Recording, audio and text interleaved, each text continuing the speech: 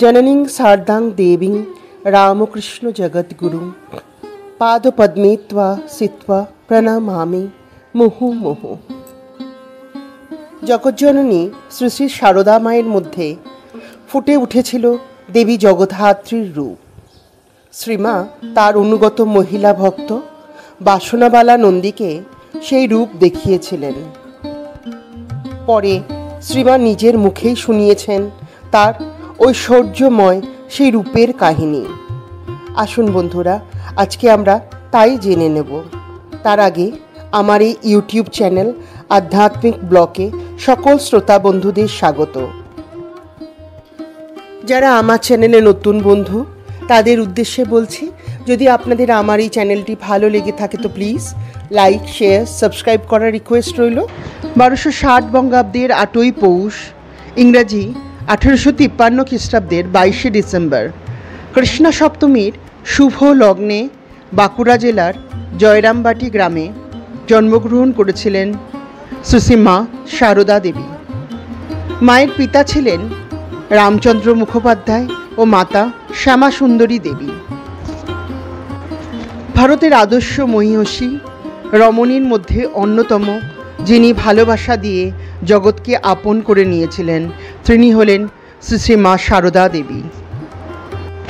19 শতকের বিশিষ্ট বাঙালি হিন্দু ধর্মগুরু ঠাকুর শ্রী শ্রী রামকৃষ্ণ পরমহংসদেবের সাধন সঙ্গিনী ও পত্নী ছিলেন শ্রীমা।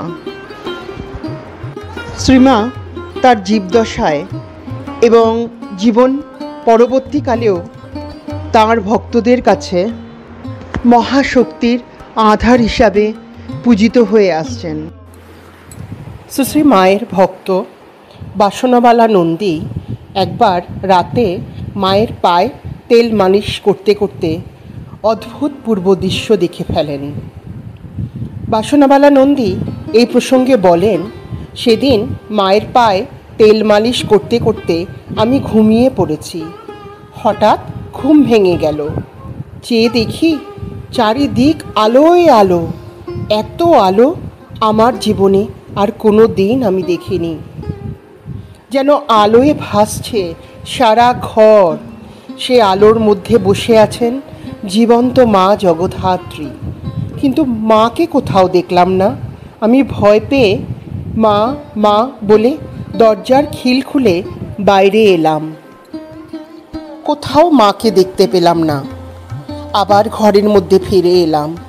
দেখলাম মা যেমন শুয়েছিলেন তেমনি শুয়ে আছেন, ঘুমোচ্ছেন।